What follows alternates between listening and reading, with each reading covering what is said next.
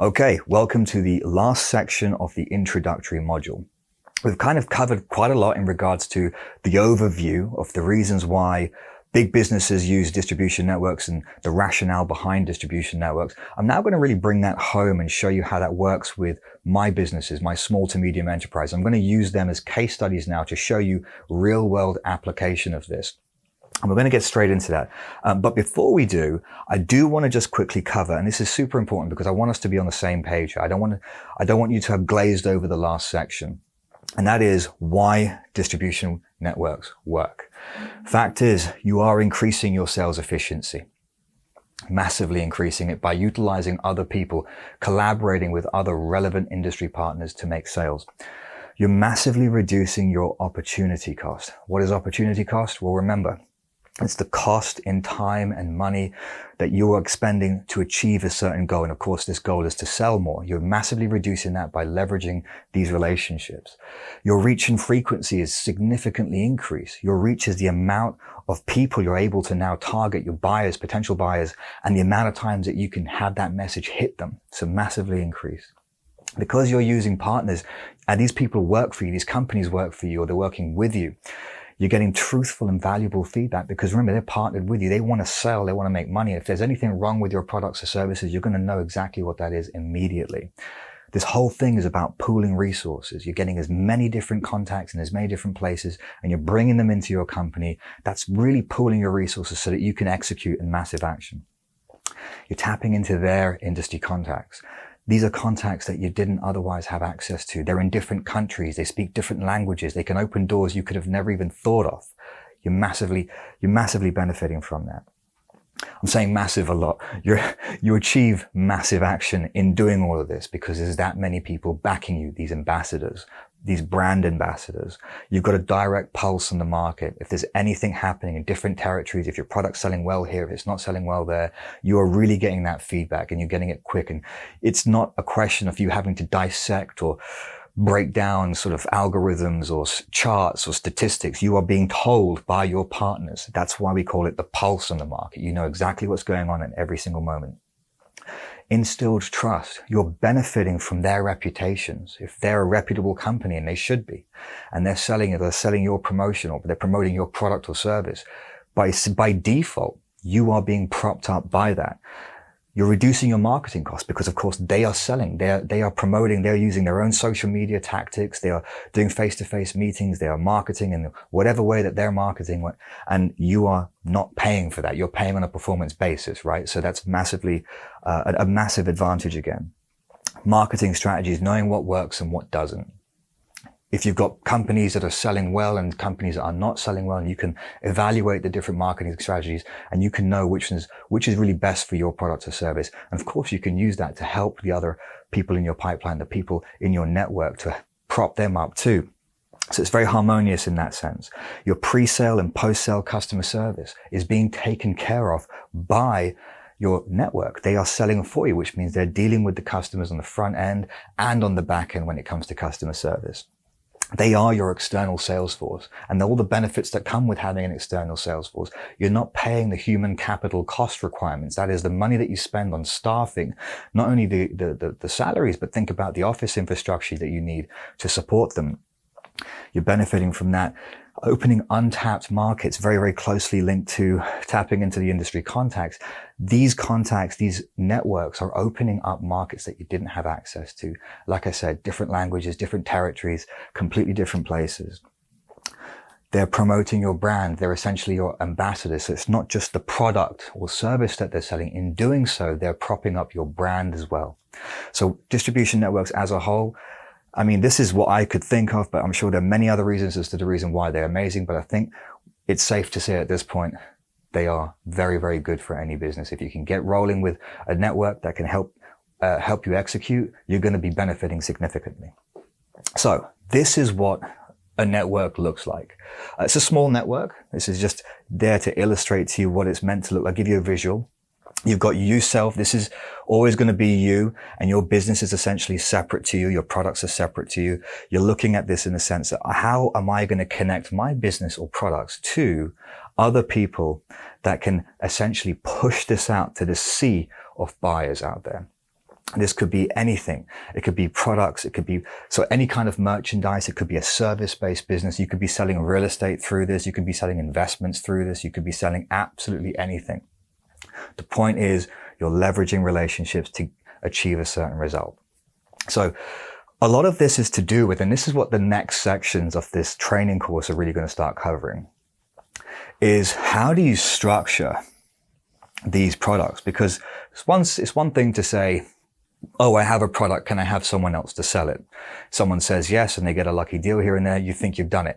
That's not what it is. You've got to have something that can scale up. And we're going to talk about how you construct that later in terms of the deal, how it's structured, whether or not it can scale, and whether or not you can distribute it in this way. And then equally, how do you find the distributors, the resellers, the influencers that can help you achieve that goal? But before we get into that, and that will be in the later modules, let's talk about the companies that I have. Core Agents, I remember I've explained that to you. I started off as a recruitment company, as a headhunting firm, and I grew into selling merchandise. I even sold rubber, wholesale rubber from, China through to Europe. And then I started going into the real estate investment world, the alternative investment world. So I'm going to explain how that worked and how that transcended in the trajectory that I took. And then I'm also going to share with you how I used the same model with my own private equity business, which is a different type of company, right? So I'm going to show how that works. You're selling products in one instance, you're selling services in one instance, and then there's another one where you're raising capital. And this all works the same.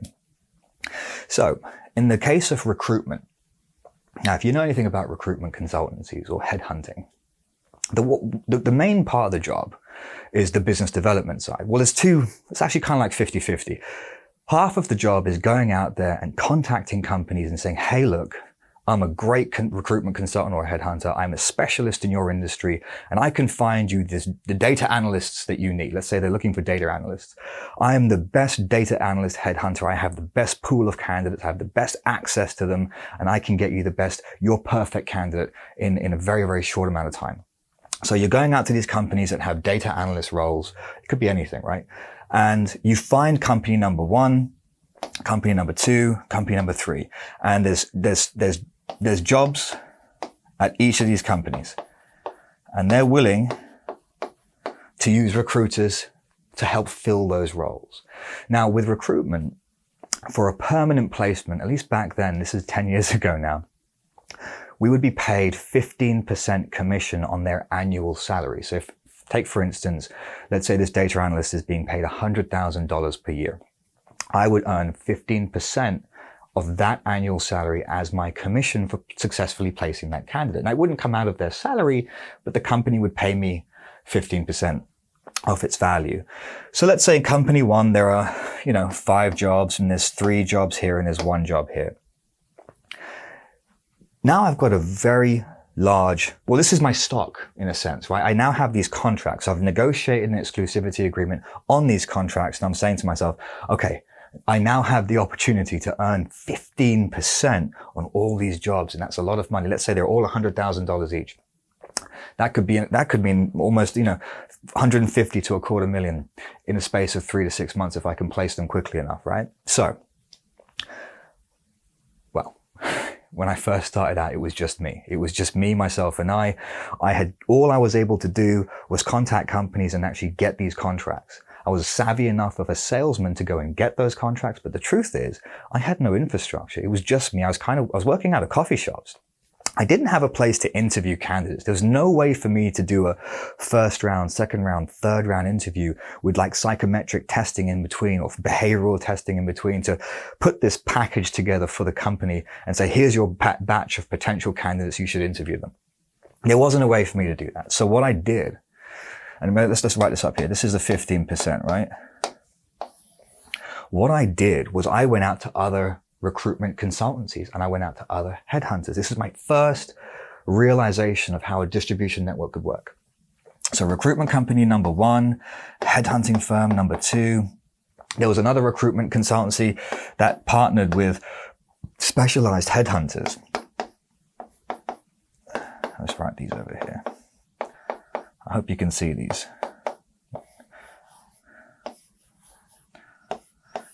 And in this instance here, this is one entity that has sub-entities. So they're one recruitment firm that are partnering with other people that they know who can execute.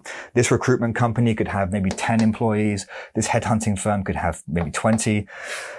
The point I'm making here is now I have an infrastructure that I'm tapping into. So these companies have offices, they have staff. They are able to interview 6 to 10 candidates per day, per person, per employee, per recruitment consultant that they have.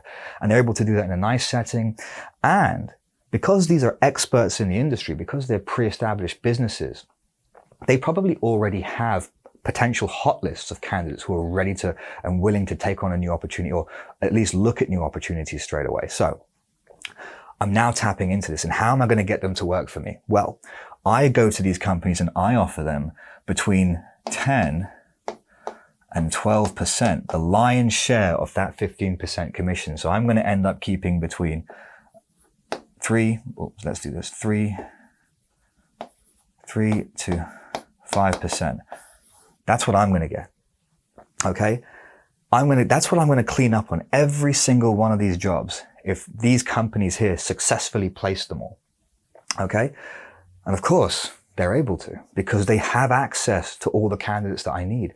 They already have the marketing out there. They've been having job advertisements going on for years. They have readily available pools of candidates who are constantly looking or currently looking for an immediate opportunity. And now I've just taken care of that business development for them.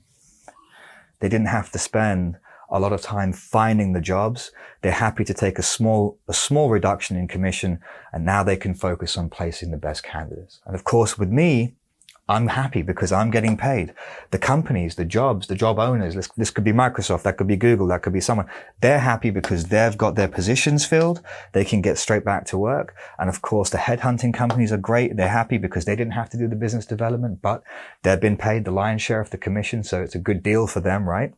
And the job, or the candidates or the prospects who managed to get the job, who got into position, are happy too. Ideally, it's their dream job, right? So everyone in this mix is happy with the result. It's a win-win-win-win situation. And that's why this works. And of course, by leveraging these relationships, it opens up other doors. I'm now, not only have I managed to get successful candidates by working with these recruitment consultancies, my own network is now building. The people that I know are becoming more specialized, and I'm able to tap into leaning on their reputations into even other bigger businesses where the jobs that I can get access to could be, instead of 3, 30, could be, my opportunities significantly rise up too. So that is an example of how this works with service-based businesses. I use recruitment, but this could be any kind of business consultancy.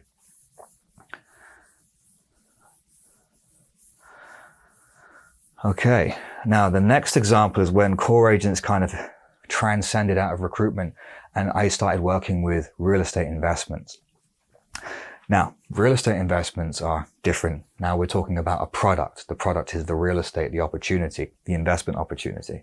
So what I ended up doing was, instead of partnering with recruitment companies, I started partnering with property developers. Let's call them PDs. I'd contact property developers, and these property developers, they're building a building, right? So let's say the building's 8 stories high. There's 22 units in there. They're currently constructing the thing. They have one showcase apartment or one showcase unit that they're using to present to other people what the rest of the building is going to look like. So that's what these property developers doing. And what I do with them is simply this. I say, your typical process is to enlist a real estate agency to sell this stuff off plan. And hopefully, while you're building this thing out, you're hoping that the majority of these units will be sold by that real estate agency. Well, I have access to the market, so I can do something way better than this. I have these specialized real estate investment companies that I can contact who have buyers at the ready who can buy this now. And they could probably do it within around 6 to 8 months. And we could have every single one of your units sold. Of course, the property developers like this because this is a cash injection in a very short time frame for them. They want this to be happening. So I get the contracts, and I would typically get commissions in the region of around, say, 6 to 10% if I got lucky. That was what was available. So what I would then do It's very similar to the recruitment situation. I would call or contact real estate investment companies in Dubai, real estate investment companies in Singapore, real estate investment companies in Qatar, or maybe even South America, and they have access to investors, buyers, people with money. And these are people that I had absolutely no way to access. We're talking about millionaire people who have like millions of dollars readily available to simply buy an investment property. It's not even the thing that they're going to live in, right? So I had no way of accessing those people, didn't know how to find them, didn't even know how to have that kind of conversation with someone. But I knew that these companies here knew how to do that. They were long in the tooth. They had lots and lots of experience. They had great reputations, and they were out there in the world, and they had current investors, and they had the access to potential investors that I didn't have access to. So same situation. If I was getting 6 to 10, I'd take between maybe 1 to 3% as a commission. And bear in mind, this 1 to 3% is on deal sizes that are around 500 plus to $1 million plus each. And let's say there are 50 units here, there's 22 units there, and there's 18 units in this building. And each unit, or each of these units, let's say the average is a minimum of $300,000 each, or $500,000. I go to these real estate investment companies and offer them the lion's share of that commission. So they're really happy because they haven't had to now go and source the actual product. They haven't sourced the property investment. Now they have something that's readily available.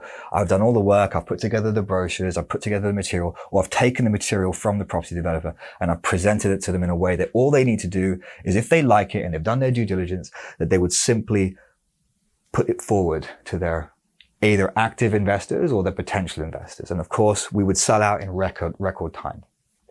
That's an example of how that works. And really, I started really doing the big numbers here. This is when we started moving into the 100 million per year, because we're talking on average per month, we were looking at between 5 and 10, sometimes 15, $20 million worth of deals at every single month. So that was really where things took off. It's the big ticket items.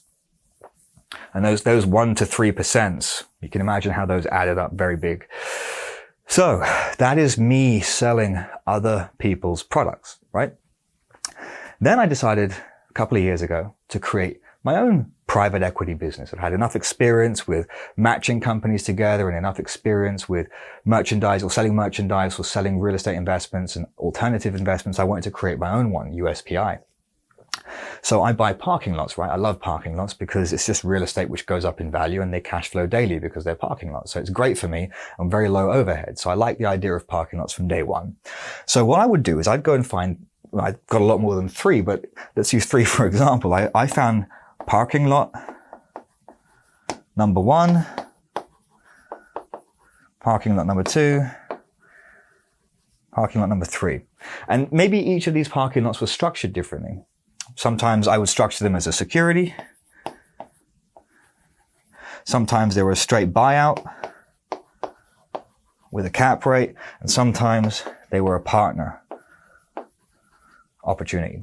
It depends on, I'll go into real detail in terms of how to structure a private equity raise or a real estate investment raise way down the road, but just giving you a sneak peek into that now. And I'm certainly going to go into that because really anyone can do it.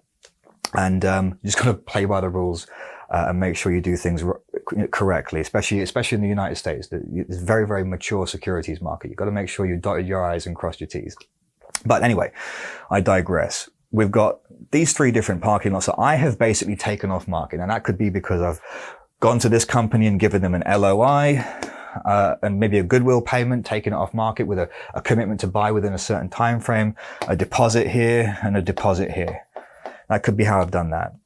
So now I have to pay for these. There could be a seller agreement in place. I have to pay for these, but these are essentially my products now. They're my portfolio. It's my business to sell. So what do? I go back out to those real estate investment companies around the world. And I say, hey, I've got these great opportunities. They're in America. This one's in New York. This one's in San Diego. This one's in Chicago. And they are fantastic because this is the kind of money they pull in. I want you to raise this money for me. So then I'm not selling these things. They're essentially raising capital so that I can buy them. Okay. I can complete my payments on them. And so I don't default on those loans, right? So these companies who have potential sub-agents or sub-companies that they partner with, let's say in Dubai, I give one entity an exclusivity agreement, and then they are now, and let's say I'm paying them 10%. So now this company here is keeping 2% for itself and offering 8% to its other companies that it knows that can do the job. Basically the same results happening. I'm now accessing buyers that I wouldn't have otherwise had access to. I'm opening doors in territories I couldn't speak the language in. I'm now accessing business far quicker than I could have hoped for. This is now really driving capital into this business. And of course, I now have 3 new parking lots. I have partners I've straight up sold one at maybe a little bit of a markup. I've made some serious money and I've got other things going. And now I've also got the opportunity to keep on buying parking lots because of this, the tap's turned on. I've now got the interest. These companies, I'm propped up by their reputations. So it's helping my business grow really, really quickly.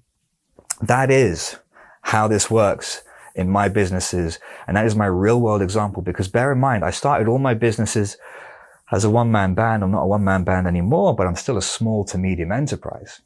So what does that mean? It means that your businesses can do exactly what those big businesses can do. Remember, let's go back to the example with SAP and how they leveraged the data management software technology from Oracle, and they leveraged their partnerships with those business consultancies. In this case, if this was SAP, this was Oracle.